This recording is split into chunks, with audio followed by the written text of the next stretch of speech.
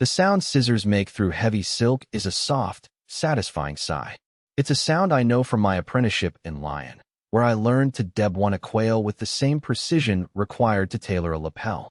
Lady Anya Beaumont, however, used her shears on the bolt of celadone tie silk I'd brought as a gift for her, slicing it into ribbons not with satisfaction, but with a brittle, smiling contempt. She was making a point. It was the first of many. Tonight, however, would be the last. Julian cleared his throat, a small, nervous sound I had learned to dread. It was the sound of his spine dissolving. We stood in the grand salon of Beaumont House, a cavernous room suffocated by guilt and history. He gestured toward me, his hand hovering awkwardly in the space between us, as if touching me might soil his cuff. "And this, Your Majesty," he said, his smile stretched so tight it looked painful, "is Alara. She's our cook. Absolutely marvelous with sauces." The words hung in the suddenly silent room, thick and oily as a poorly rendered stock. Our cook, not his partner of 2 years. Not the woman who shared his bed and paid half the rent on the modest London flat he used to escape this very house. Not Alara. Our cook. I didn't look at Julian. I didn't need to. I could feel his cowardice radiating off him like heat from a forgotten oven. Instead, I looked at the man he was addressing. King Theron of Altheria was older than his portraits, his face a map of thoughtful creases, his eyes a startlingly clear blue. He wasn't looking at Julian. He was looking at me. His gaze wasn't dismissive, as the other guests had become. It was sharp, analytical. He was taking in my simple, navy blue dress, a practical choice for a long evening I knew I'd spend half in, half out of the kitchen. He saw my hands, clean and unadorned save for a faint tracery of scars from 1,000 minor burns and cuts. Hands that worked. He saw the single, small, silver pin on my collar, shaped like a 5-petaled alpine star. Then, his eyes, which had been merely observant, widened in something that looked like recognition. A flicker of disbelief, then dawning comprehension. Lady Anya, sensing a shift in the room's gravitational pull, glided forward. She placed a proprietary hand on Julian's arm, her diamond bracelets catching the light and scattering it into 1,000 tiny, sharp fragments. "She's a treasure," Lady Anya purred, her voice dripping with the honeyed condescension she had perfected into an art form. "So wonderfully utilitarian. We were just saying, we don't know what we'd do without her utilitarian." The word was a weapon, wrapped in velvet. It was the same word she'd used to describe the set of professional-grade sabatier knives I'd brought into her kitchen, a kitchen equipped with gleaming and used copper pans and a chef's stove that had never been lit above a simmer. "How very practical," she'd murmured, running a finger along the blade of my santoku. "One imagines they get the job done." She couldn't comprehend that for me. The knives weren't a status symbol. They were an extension of my hands. My craft was not a performance. It was real. It was the only real thing in this house. The king still hadn't spoken. He simply held my gaze. I felt a strange calm settle over me, the cold clarity that comes after a fever breaks. The grief I had been carrying for my dying relationship, the slow, agonizing death by 1,000 cuts like the one she'd made in my silk, was finally gone. In its place was a quiet, hard vacuum. I felt my expression smooth out, my posture straighten. I was no longer Julian's nervous girlfriend trying to fit in. I was a professional in a workplace. A very, very hostile workplace. I gave a small, almost imperceptible nod to the king. It was a gesture of respect, but not of deference. It was a greeting between equals, though no one in that room, save one, and soon to be two, could possibly understand that. Lady Anya saw it, though. Her smile faltered for a fraction of a second. A tiny crack in the porcelain facade. She didn't understand what she was seeing, but she recognized it as a loss of control. And for Anya Beaumont, control was everything. Julian, oblivious, just seemed relieved the initial introduction was over. He started to guide the king away, towards the bar. "A drink, Your Majesty?" "We have a fascinating 1945 Armagnac." But the king didn't move. He held up a hand, a quiet gesture that nonetheless stopped Julian in his tracks. "One moment," King Theron said, his voice a low, pleasant baritone. He took a step closer to me, his eyes fixed on the pin on my collar. "That is a very particular design," he said, his voice soft. "Meant only for me," though the whole room strained to hear. "I have seen it only once before." In the high passes of the Argent Peaks, worn by a man who values privacy above all else, my heart, which I thought had stopped feeling anything, gave a single, painful throb. Not of love or of hurt, of memory, of home. I had stayed too long in this world of smoke and mirrors.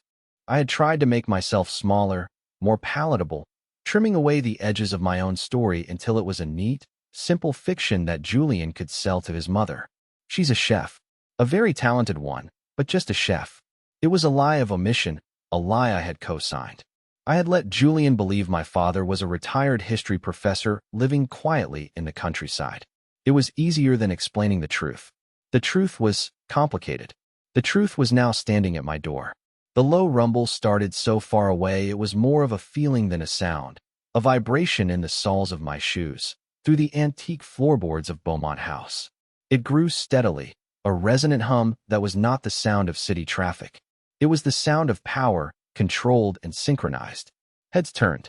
Guests drifted toward the tall, Palladian windows that overlooked the tree-lined Mayfair Street. Murmurs rippled through the salon. Julian looked confused, annoyed by the interruption. Lady Anya looked irritated, her perfectly orchestrated evening being disturbed by some vulgar noise. I didn't need to look. I knew that sound. It was the sound of my father's patience running out. I had been naive. I thought I could have this, a small, normal life with a man I loved, or thought I loved. I thought I could be just Alara, the chef. But my presence here, in this house, had been a kind of wound, a constant source of friction. Lady Anya's casual cruelties weren't random. They were a systematic attempt to grind me down, to make me so small and insignificant that Julian would finally see me as she did and discard me. Every meal I cooked was a battleground. If it was simple, rustic French food, she would sigh and say, "So hearty." If it was complex and technical, a 7-course tasting menu that took me 3 days to prep, she would pick at it and compliment the florist on the table arrangements. She never spoke to me directly about my place, but her actions were a constant, screaming reminder. She would forget to set a place for me at family dinners, leaving me to eat in the kitchen with the temporary staff she hired and then dismissed in front of me. She once accidentally donated a worn, comfortable cardigan of mine, left on a chair, to a charity drive, handing me a claim ticket with a sympathetic smile. "You must be more careful with your things, dear," she'd said. Not everything is replaceable. Julian's role in this slow-motion execution was that of the well-meaning, ineffectual warden. He would apologize afterward, always in private, his voice a low, guilty whisper.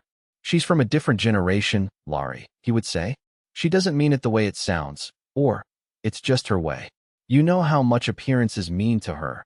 And I, wanting to believe him, wanting to believe the man I saw in the quiet of our flat was the real Julian, would swallow the bitterness and nod. I would let him smooth things over, because I loved him, and because I thought love was about compromise. I didn't understand that I was the only one compromising. I was compromising myself down to nothing. The final plan was this dinner. It was to be my formal introduction to their inner circle. The king's visit was a last-minute coup for Lady Anya, a testament to her social power. Julian had presented it to me as our great victory. Once they taste your food, Laurie, once the king himself tells mother how brilliant you are, she'll have to accept you. I spent a week developing the menu, sourcing ingredients, calibrating every flavor. I cooked not for Lady Anya, but for myself. The consommé had to be clear as glass, the lamb cooked to a perfect rose, the chocolate crémeux so smooth it was like eating a shadow. It was my armor. My skill was the one thing she couldn't touch. Or so I thought. When I arrived, Julian met me at the door not with a kiss, but with a frantic look in his eyes. "There's been a small change of plan," he'd said, not meeting my gaze. "Mother thinks it would be better if you stayed in the kitchen, mostly. You know, to oversee things. To make sure it's all perfect. It's your big night. After all," he'd said it as if it were a favor. I felt the floor drop out from under me, but I said nothing. I just went to the kitchen, and I cooked. I sent out plate after plate of perfect food, each one a silent argument for my own worth. And then, at the end of the service, Julian had appeared in the kitchen doorway, holding out a hand. "Mother agrees you should come out and take a bow," he'd said, beaming, as if he were bestowing a great honor. "The king is asking to meet the chef," and like a fool, I took his hand. I smoothed down my simple dress, wiped my damp palms on a towel, and walked into the salon, my heart fluttering with a pathetic, hopeful beat. I thought this was the moment of acceptance. Instead, it was the moment of execution. Our cook, the words echoed. The guests at the window were now pointing, their voices a rising tide of excited chatter. Even Lady Anya's carefully constructed composure was cracking. She shot a furious look at her own head of security, a burly man in a tight suit who was speaking frantically into his wrist. He just shook his head, his face pale. He had no more idea what was happening than she did. The low hum had resolved itself into the purr of dozens of high-performance engines, idling in perfect unison. Then came the lights. A wave of soft, ethereal white light washed over the building opposite, reflecting back into the salon, making everyone look like ghosts. Outside, lining the entire length of the street and curving around the corner, was a fleet of cars. They were identical, long, silent, and black, the color of a starless night sky. Each one was a Rolls-Royce Phantom, but not a standard model. These were extended wheelbase, armored, with custom bodywork that was both subtle and menacing. They were the bespoke sentinels of my father's private fleet. And there weren't just a few. There were 45 of them, one for each year of my father's silent reign. King Theron turned his head slightly to look out the window, though he didn't seem surprised. He seemed resigned, perhaps even a little amused. He turned back to me, his blue eyes twinkling. "I see your father has sent the welcome wagon," he said, his voice still low. "He was never one for subtlety when it came to your safety. I take it you did not inform him of your culinary endeavors. He disapproves of my career choices," I said, my own voice sounding distant to my ears. It was true. My father, a man who could move markets with a single phone call and topple governments by refusing to, could not understand why his only daughter and heir wanted to work with her hands to create something as ephemeral as a meal. "It's a trade, Alara," he'd said, not unkindly. "You were raised to own the market, not to serve it." I had thought it was a rebellion, a way to find my own value. I see now it was just a different kind of gilded cage. Julian finally tore his eyes away from the impossible spectacle outside and looked at me, his face a mask of utter confusion. "Laurie, what is this? Who are these people?" "She's our cook," Lady Anya snapped, her voice high and thin. The panic was starting to curdle her honeyed tones. "This is an outrageous security breach. Julian, call the minister. Call Scotland Yard." A man in a simple, perfectly tailored gray suit detached himself from the lead car and walked to the front door of Beaumont House. He didn't knock. He simply waited. The Beaumont's butler, a man who had served the family for 40 years and prided himself on his unflappability, opened the door, his face a mixture of terror and awe. The man in gray spoke a few quiet words. The butler turned, his expression now completely blank, and walked directly to me, ignoring the king, ignoring his employers. He bowed, a low, formal bow I hadn't seen since I was a child at my father's court. "Your Highness," the butler said, his voice trembling slightly. "Mr. Quail is here. He says your father is on the line." "He is." Concerned, the title hung in the air, more shocking than the fleet of cars, more devastating than a bomb. "Your Highness." Lady Anya made a small, choking sound. The color drained from her face, leaving behind a sallow, waxy mask. Her carefully manicured hand went to her pearls, her knuckles white. Julian just stared at me, his mouth slightly agape, as if seeing me for the first time. In a way, he was. He had fallen in love with a story, a simplified, palatable version of me. He was now face to face with the author. I looked at Julian, at the wreckage of his face, and felt nothing. Not anger, not pity, just a profound sense of distance. The man I thought I knew was an illusion, a projection of my own hopes. The real man was standing right here, a hollow shell propped up by his mother's ambition and his family's name. A name that now seemed so small, so provincial. I turned my attention back to the king. "Your Majesty," I said, my voice clear and steady. "I must apologize for the disruption. My father can be overprotective." King Theron laughed, a genuine, booming laugh that filled the room and broke the spell of shocked silence. "Overprotective? My dear Alara, your father once grounded half the air traffic over the North Atlantic because you had a head cold and he wanted to fly in your favorite doctor from Zurich. This is practically an understatement." He winked at me. Tell Quail I'll take the call. It's been too long since I argued with that old wolf about wine vintages. He was giving me an out. He was giving me his protection, openly and unequivocally, in front of this entire room of social vultures. He was drawing a line in the sand, and he was standing on my side of it. He walked past a stunned Julian and a statuesque Lady Anya and moved toward the door, where the man in the gray suit, Quail, was now standing. Quail, my father's right hand, the man who had taught me how to shoot, how to read a balance sheet, and how to disappear. He inclined his head toward the king. Your Majesty. A pleasure, Quail, the king said warmly.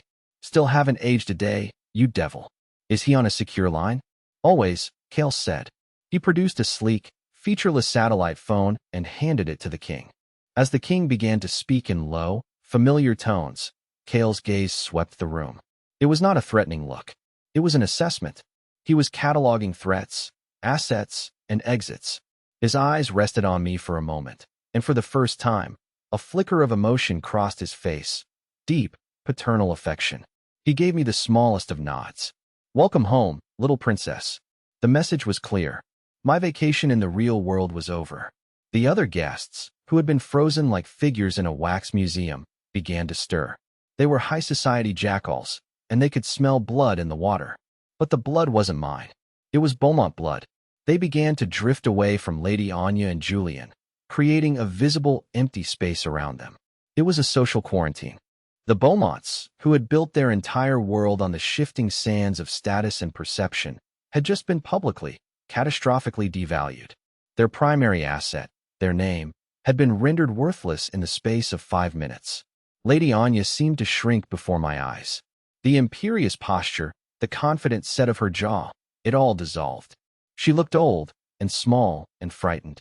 She turned to Julian, her eyes pleading. Julian, do something, but what could he do? He was a bit player in a drama he didn't even know he was in. He took a hesitant step toward me. Alara, he began, his voice cracking. I don't understand, no, I said, and the single word was colder than any shout. You don't? I finally looked at him then, really looked at him. I saw the weak chin, the panic in his eyes, the desperate need for approval that had driven him to sacrifice me on the altar of his mother's ego. And I knew, with absolute certainty, that my love for him had not just died. It had never been real. It was a fantasy I had cooked up for myself, as elaborate and ultimately as unsatisfying as a meal sent back to the kitchen untouched. You introduced me as your cook, I said, not as an accusation, but as a simple statement of fact, a diagnosis. It was the most honest thing you've said to me all night. His face crumpled. I love you, he whispered, a desperate, last-ditch defense. I almost laughed. It was such a pathetic, meaningless little phrase in the face of the chasm that had opened between us. No, I corrected him gently, as if explaining a recipe to a particularly slow student. You loved the idea of me. You loved my utilitarian skills. You loved that I was good enough to impress your friends, but not good enough to threaten your mother. You didn't love me, Julian. You curated me. I turned away from him, the movement feeling final, like closing a heavy door. I walked over to the kitchen pass-through, where the apron I had been wearing was still hanging on a hook. It was a simple, sturdy, linen apron, a gift from my first mentor in Paris. I untied it, folded it neatly, and placed it on the polished mahogany bar. It was a gesture of farewell. To the kitchen, to this house, to the woman I had pretended to be. My work here was done. Quail had finished his brief, silent conversation with his own earpiece and now stood by the main door, holding it open for me. The king was finishing his call, laughing about something. The power dynamics of the room had been entirely rewritten. The Beaumonts were no longer the hosts. They were exhibits in their own museum of failed ambitions. I walked toward the door, my steps steady on the marble floor.